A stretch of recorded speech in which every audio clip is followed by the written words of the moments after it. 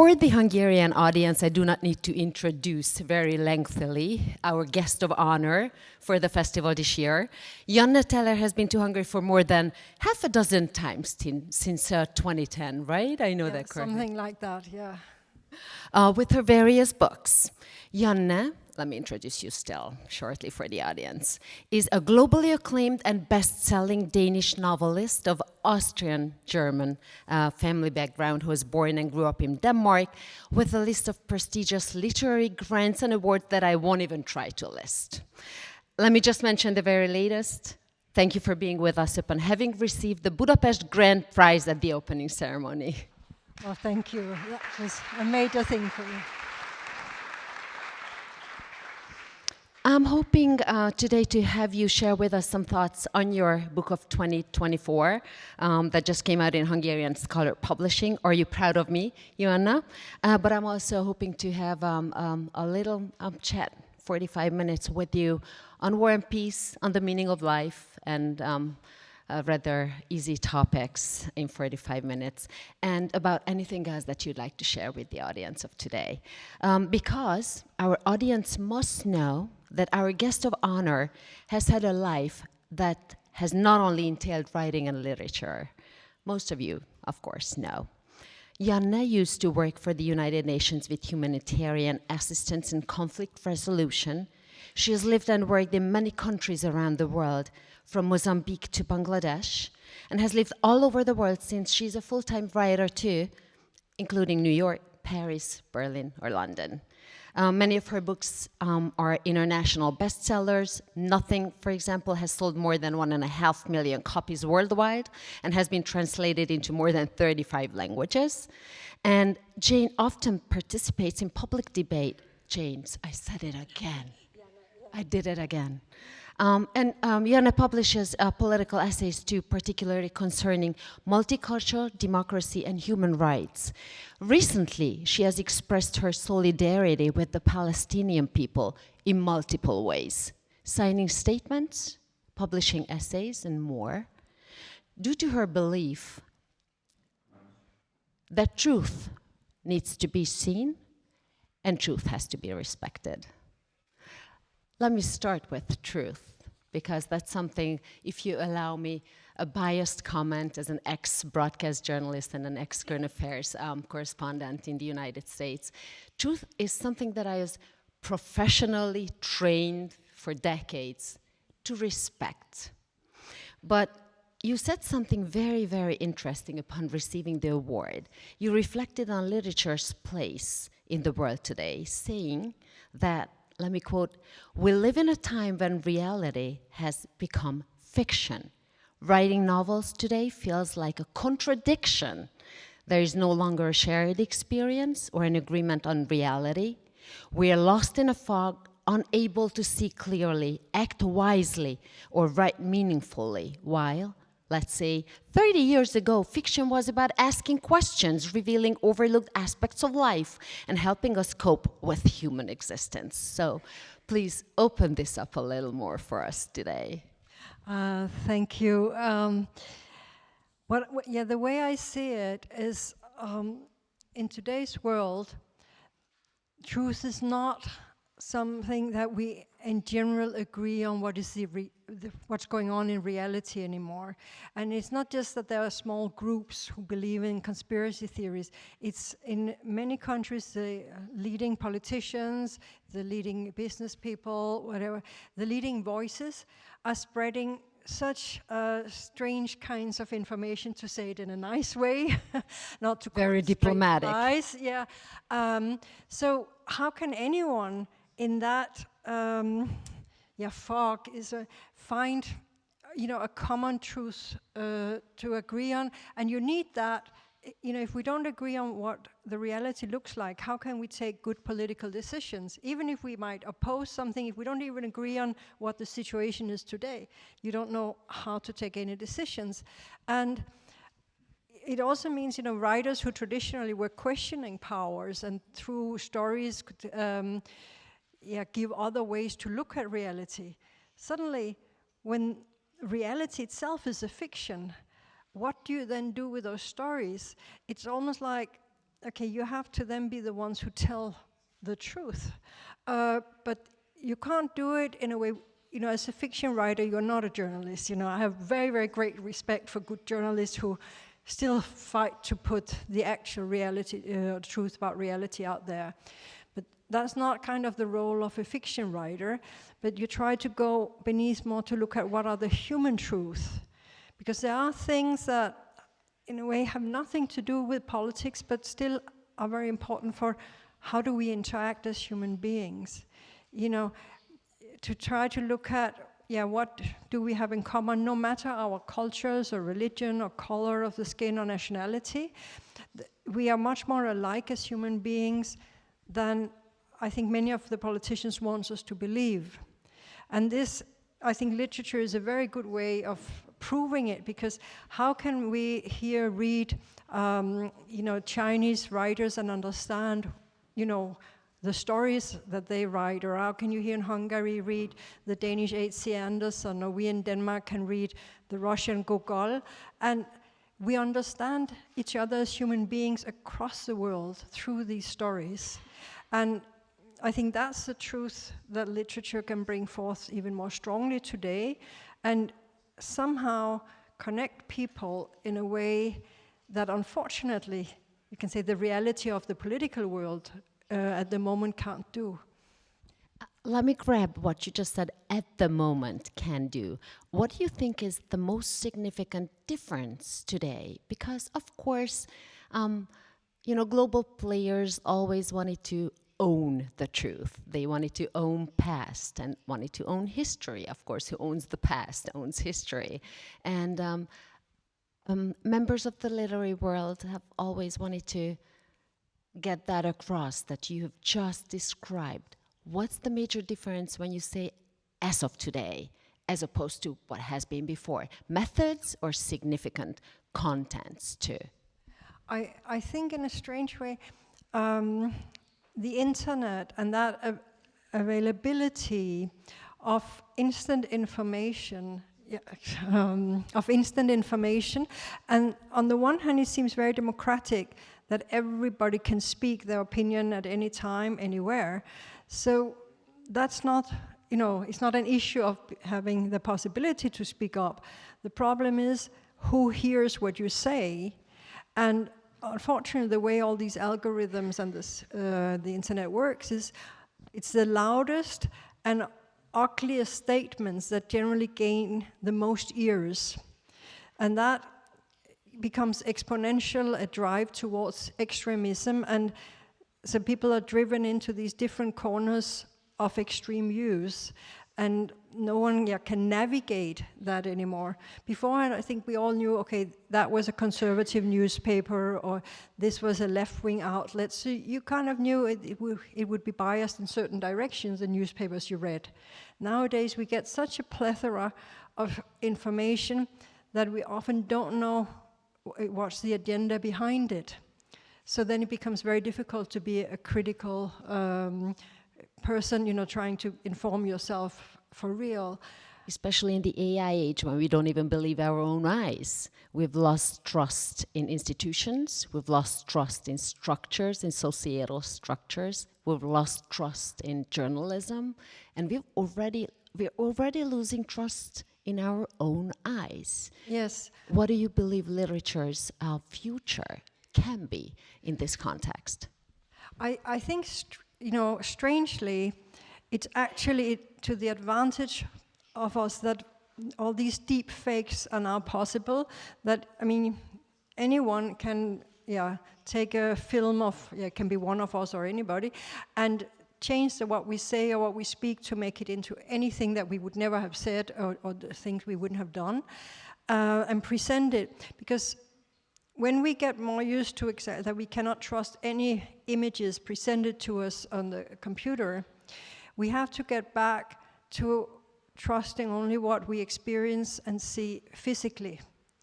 And I think that will bring back a more old-fashioned sense of community, because you can't trust that, what comes digitally to us. But you can trust, of course, what you hear in person, what you see physically. So I think in a strange way, the screens maybe are on their way to commit, can you say, an unintended suicide. But the way I reach you is downloading your content digitally from Amazon. So even literature, for example, for me as a reader, is available, not personally, not by you giving it to me, except for today, but digitally. So that's a tool, that's a power too, not only a risk. Yes, but maybe it becomes that certain things we can trust, you know, like a book in somebody's name. It's unlikely that that suddenly will be a very different text than what is presented. So I think we can trust certain things on the internet, but I think images, probably quite soon, we will have to accept that we cannot trust them. Yeah, that's a different topic for an entirely different discussion with watermarks and all the rest that they'll come up with.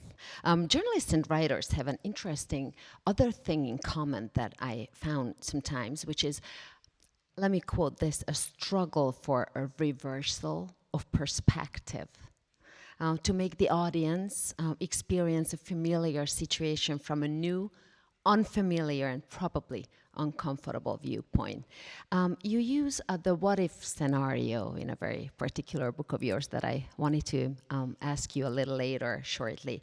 But what do you consider the most effective way to enhance empathy today? Now, as a journalist, I've lost that tool with many of my colleagues. What can a writer do for empathy today? I think literature has one advantage in that we work through, very few characters, and that means the individual reader can live themselves into these characters, and also literature demands, time of the reader to concentrate, to imagine in their own heads, this text of the book. Could be anything, the words could be legal text, and it's only when the reader can imagine the words that a book of literature actually come alive. And in that, you can say, activation of the imagination of the reader, I think something happens. It's not that you think you are the person of the book, of course, but you get the feelings and experiences of these characters in the book.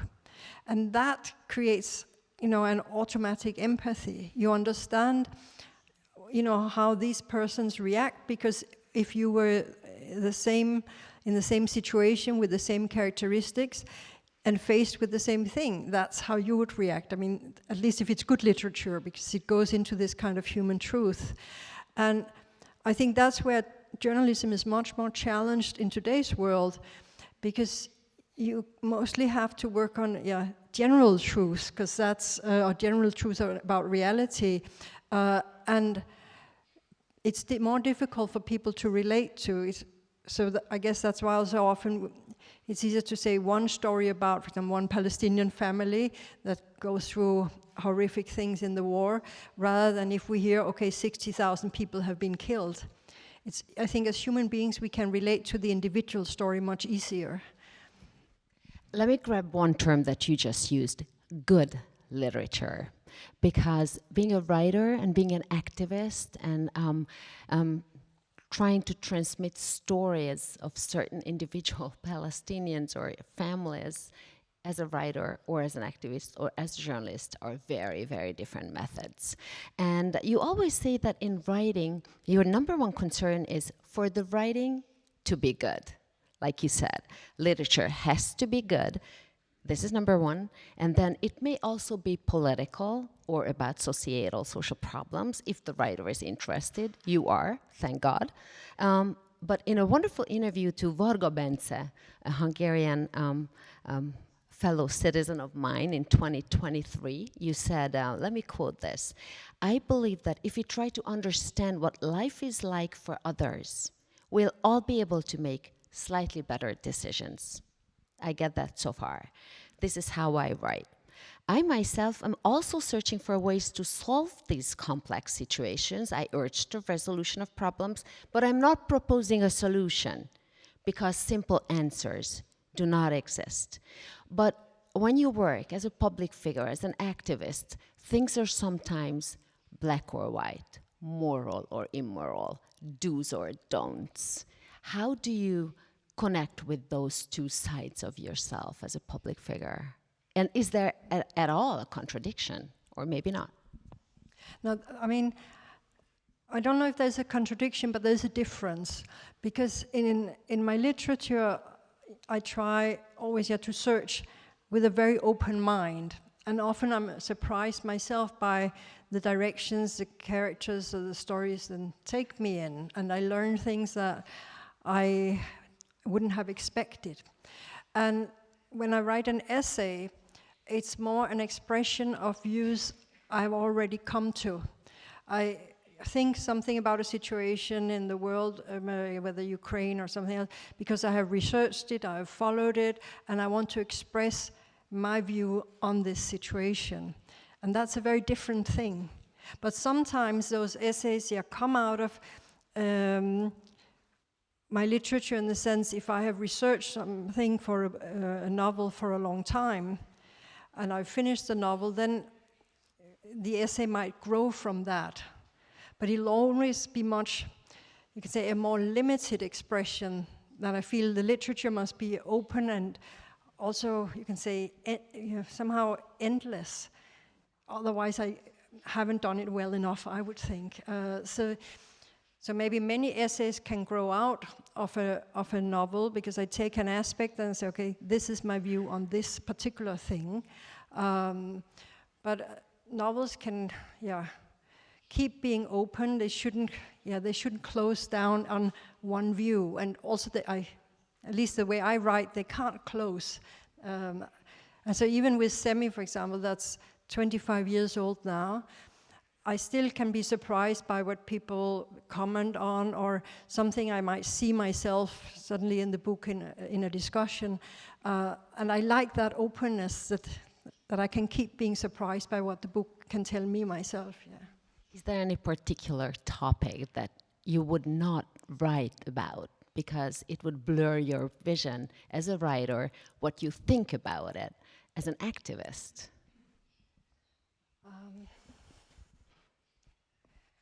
Well, maybe when I've been thinking a lot, I might come up with something, but not necessarily. I do know that it's really difficult for me to write directly about my own life, and this is not because I have anything against other writers doing so, but for myself, that is a closed subject, in the sense that I know my own life, and I therefore think it's boring to write about. I want to write about what I don't know about, and which is also why I very often write about male characters as first-person narrators. It's really because I'm very fascinated by men. I love men, and I want to know how they think, because I don't know that. I know how a woman thinks. I know how a woman reacts in the world. And also, when I write, therefore, from a woman's point of view, often I'm a little bit defensive, because I want to explain how we are always right. And I'm not defensive when I write from a man's point of view. I can be much more, in that sense, brutally honest. And I'd feel, living myself into then a character I invent, totally so very different from myself. It's very freeing. And so therefore, I think, I probably will not write something that's like directly experienced by me, or not in a one-to-one way. It's the one thing I wouldn't even know how to go about it. And I can say, I think, on behalf of the audience, that we would not be bored by reading anything about your life. Definitely. But now that you mentioned Nothing, in Nothing and in many of your other books about them, you say that they've helped various members of your audience all around the world to articulate and deal with questions that had been pressing them in a formless way until they read it. Your writing helped them give form to feelings, to thoughts, and to questions. So I'm wondering, what is the question that you aim to give a form to, that are formlessly wondering, maybe in your audience now? What is the question for you today? I mean, the question in the latest book, Are You Proud of Me, Joanna? It's about justice. I wrote it on very much the thing, what do we do when we're in a situation where we can't get justice? I think as human beings, we are all, at some point in our lives, faced with an injustice that we cannot make right, or most people are. And for some people, these things, are very serious, and particularly, of course, whenever somebody is dead or killed, you cannot get justice for that person. It's said also in the book many times, there's no justice for the dead. And what do you then do? And that was my main question, the driving force in this book is, what do you do if you can't get justice? How do you deal with grief? How do you get beyond it?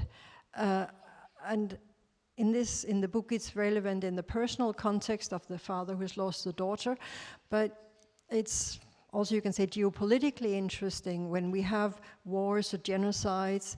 How do you get beyond that afterwards? I was just wondering why I was listening to what you're saying, what judges of international criminal courts would say to what you just said about crime and punishment, because they are trying to set justice for the dead to prevent other people from becoming victims. Of course, it's very, very complex.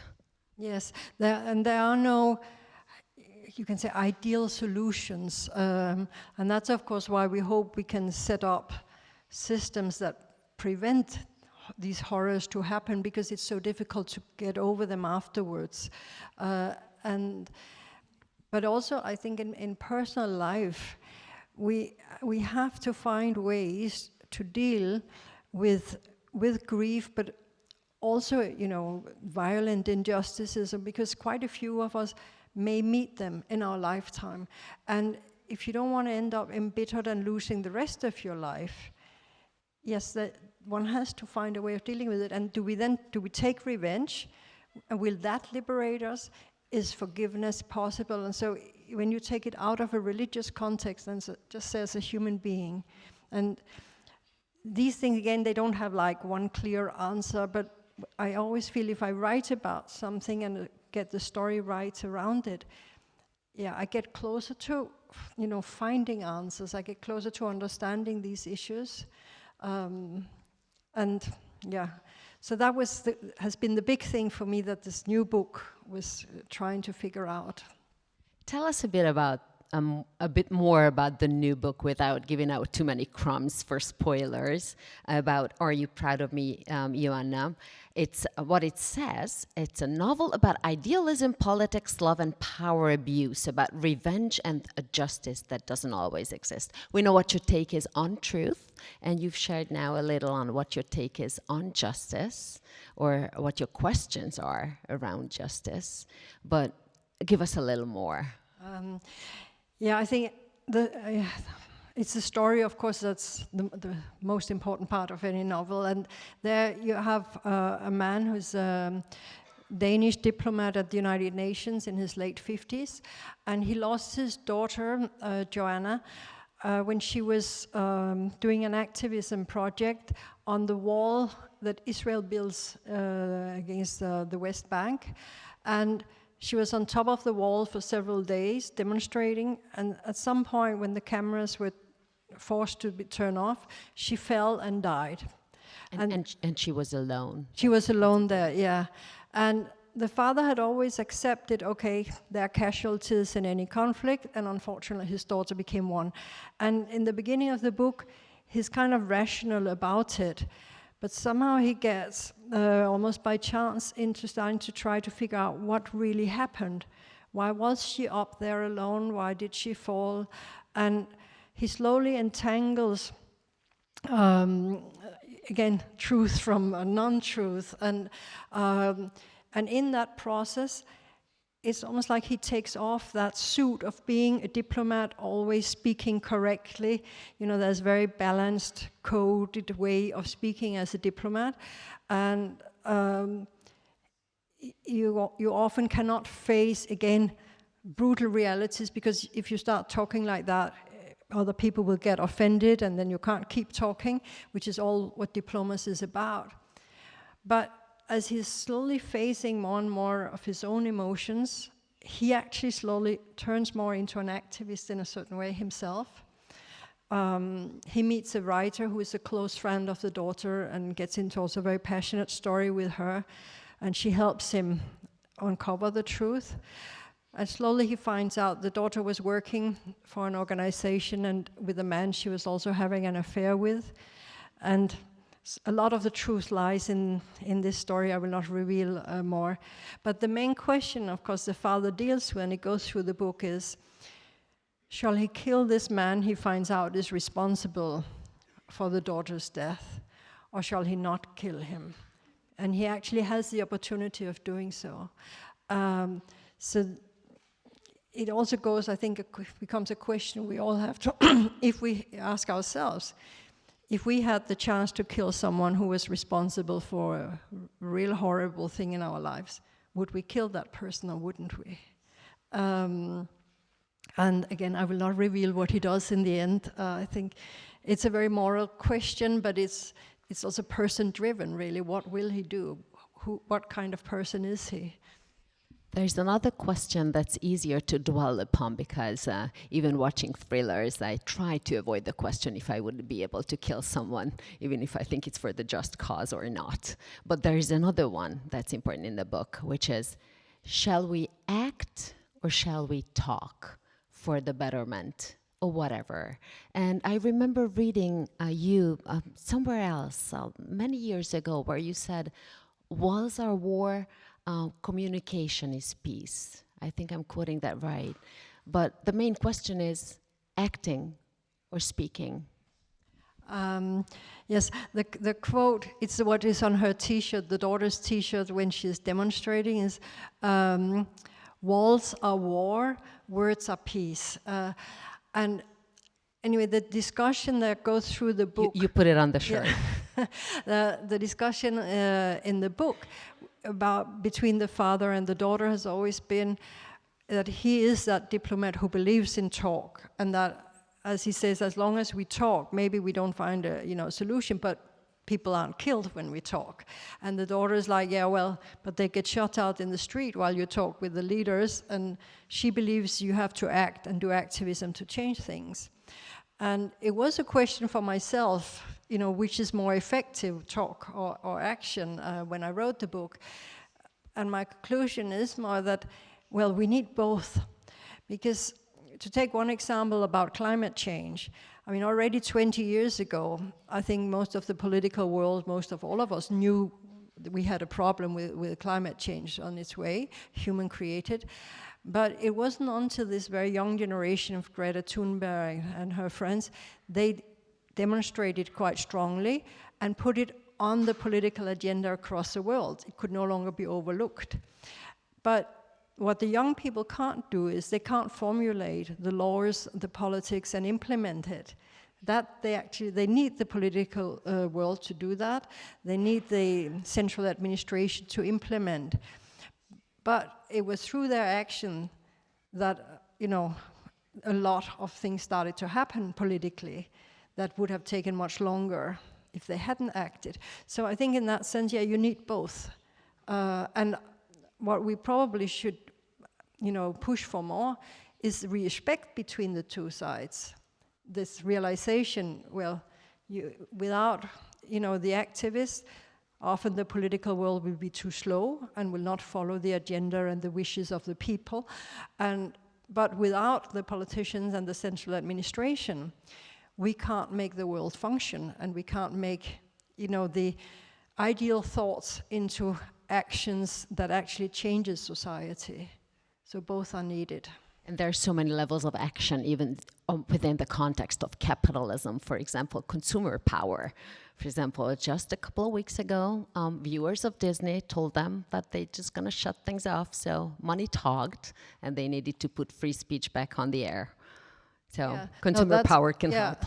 And that's, we could sit here 3 hours and discuss the power distribution in, again, the new world, where suddenly we have these, also in the Western world, these oligarchs, billionaire oligarchs that have this immense amount of power. And the only power that can resist that is actually the very wide public power. If there's a public outcry about something, then we can change something of what Elon Musk says, but otherwise he wins every time, because $billions, it's something that's very difficult to contradict.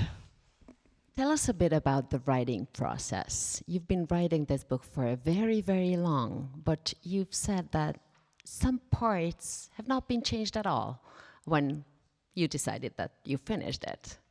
Yes. Again, the Joanna book has taken me 20 years to write. And normally, my big novels take maybe 4 or 5 years. But this one I started in 2004, after I had finished the one that's called Magica Curum, that's about about the Bosnian genocide, the war in the Bosnia in the 90s. And I knew I wanted to write something that touched upon Palestine-Israel. But I'm not Jewish, I'm not Palestinian, so I also knew that's like putting your hand into a wasp thing. So I didn't know how to go about it. But then I had the voice of the daughter in the book, the activist. So I suddenly realized, okay, that's the way you can do it from a Western person point of view. I could put the human rights argument into her, and the father then has the diplomatic, balanced way of looking at the history and that. So I thought, okay, that's the way I can go about it. But somehow that book needed to mature very slowly over the years, both to understand fully how to write about it politically, but also how to weave that story of a man in his late 50s who's always been very diplomatic and correct in his life, but suddenly, or not suddenly, slowly through the book, comes to this point where he's willing actually to kill somebody else and kill himself to, recover the dignity and justice for the daughter, for the dead daughter. And it was only when I finally finished the book 2 years ago that I realized it was because I had to become as old as the main character to fully understand how he can think like that. Because I knew he was thinking like that, so that was the way it had to be. But it was like, I wouldn't feel that myself before I was the same age. When you suddenly realize at 60, you have lived the most energetic part of your life, and if you then lost a child in a violent way, and it's the most important part for him of his life, then maybe it is worth putting your life at risk to recover the truth about her and recover her memory, you can say, her justice. And I could feel that suddenly. And that's why I was able to finish the book when I reached his age. I couldn't finish it before. Do you have other bits and pieces in the drawer for decades that you might use later, or that you keep in mind and you're looking for the circumstance and the age or the experience or the global context or whatever to bring it to life?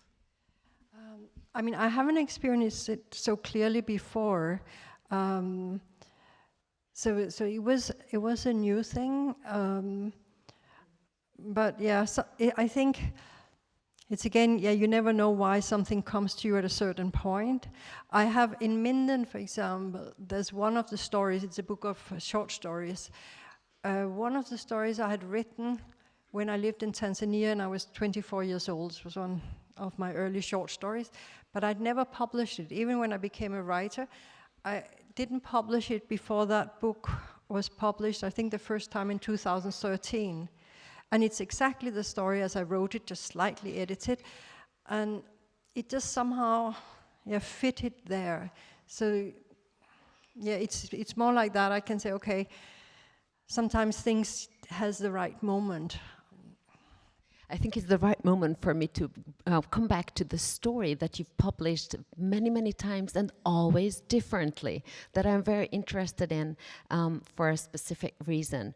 The original story of this book of yours, War, What If, it were here was an essay in 2000 in response to the growing influence of anti-refugee, anti-immigration right-wing ideology of Denmark. But this is a book where you transfer the plot of the story along with the language to the conditions and the context of another country. You said about this in an interview, I set a trap for myself because since then, every time a country wanted to translate this book, I had to completely rewrite the plot. Otherwise, it wouldn't work. Do you still have to do this transformation? Do you keep translating it into a different context? And would you change anything from the ones that you've already given out? Well, I'll just give you the background of the book, because I wrote the first story of War, What If We Were Here in Denmark in year 2000, when Denmark turned rather right-wing and against immigrants. And being an immigrant myself, a European one in Denmark, I was quite provoked that even hearing my friends and people who were well-traveled and so suddenly speak about immigrants as these second-rate people. And when I was saying like, but I'm also second-generation immigrant, they were like, but it's not people like you, it was the others.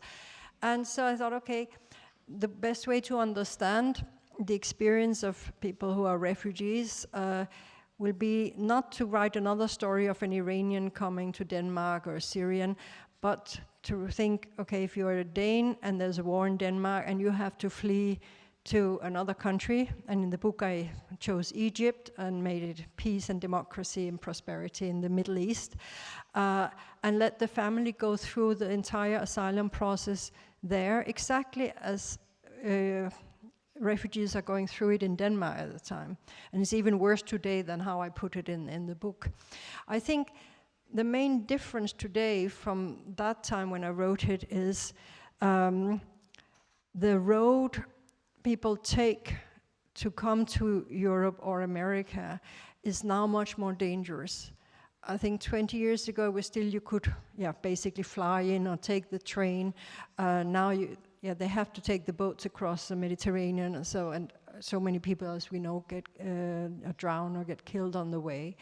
So that's probably if I wrote a whole new version today, I would put maybe more emphasis on that.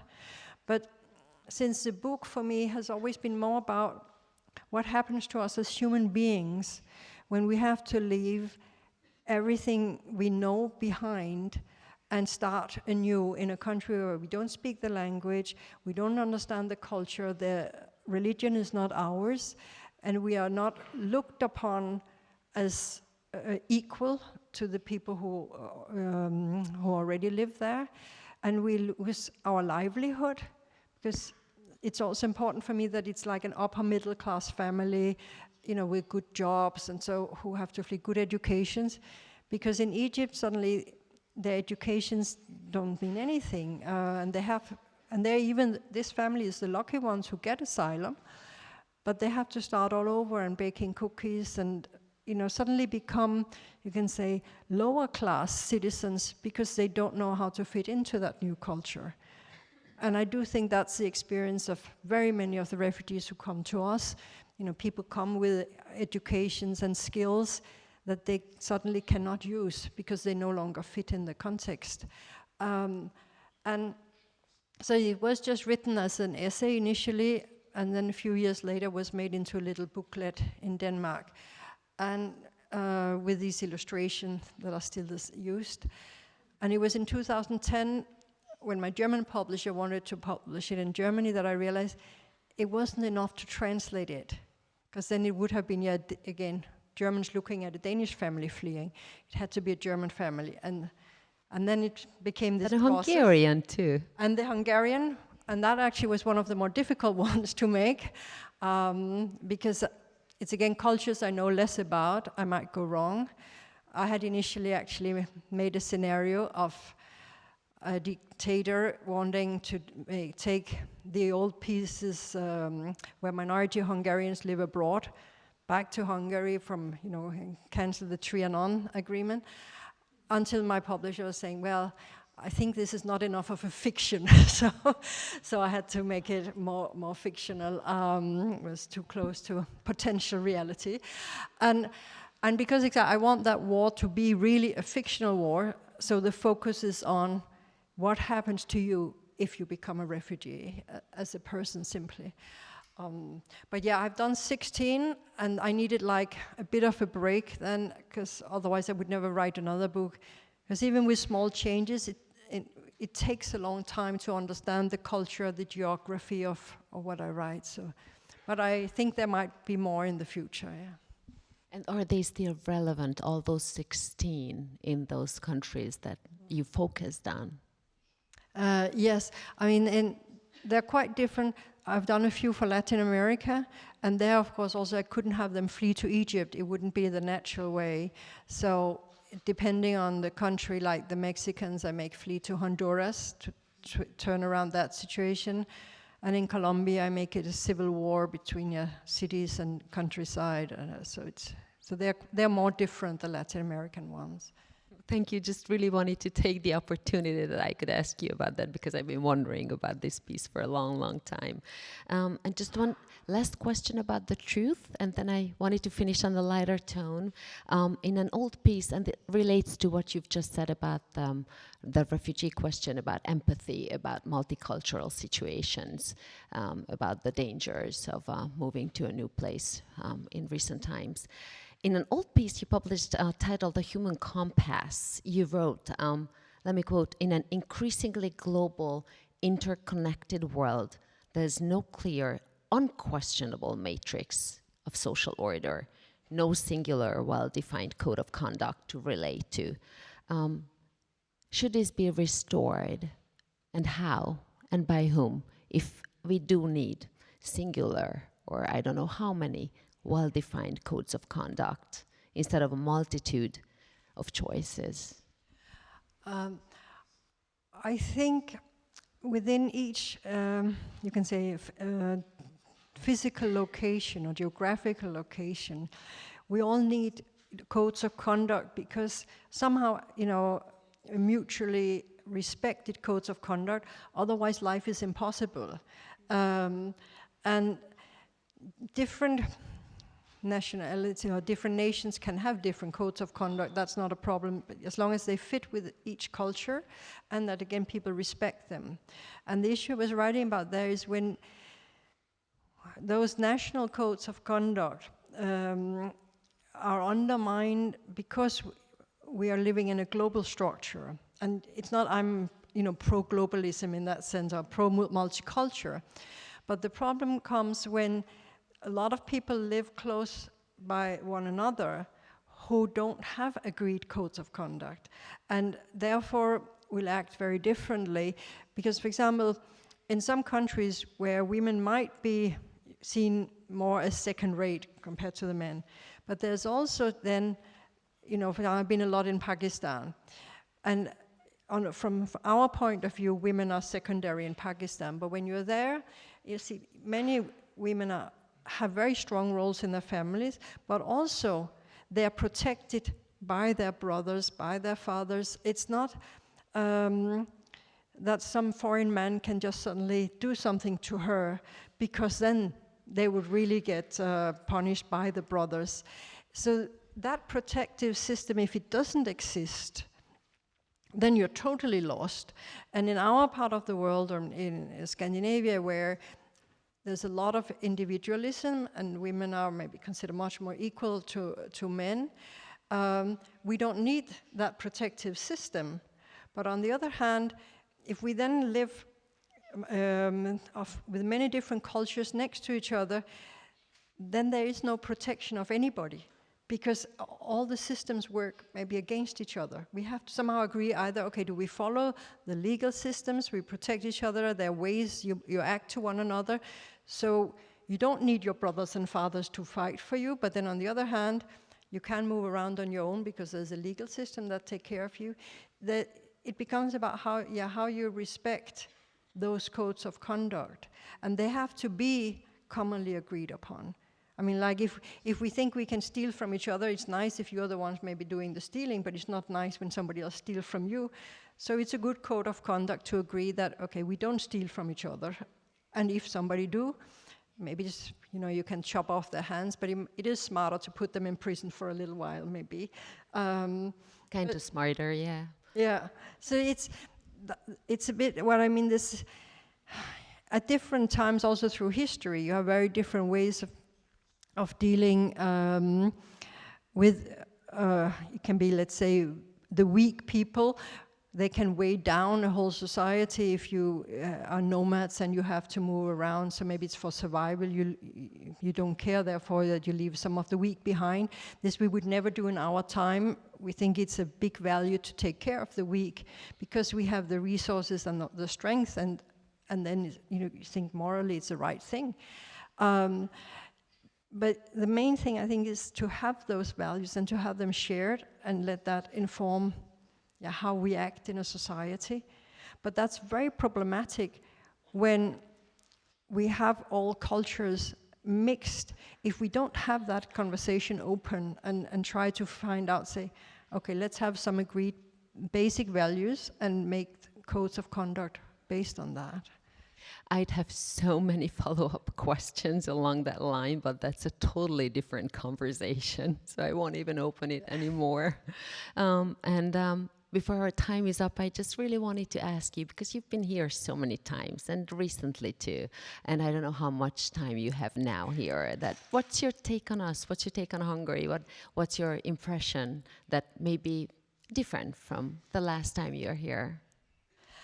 Firstly, I would love to know Hungary much better, because whenever I've been here, I've always been quite busy with a program, and I haven't seen enough of Budapest even, and particularly not the rest of the country. Well, sorry? You wrote a book about us. Yes, so I have learned something. I also have Hungarian friends, and I try to learn, and I find Hungary extremely fascinating.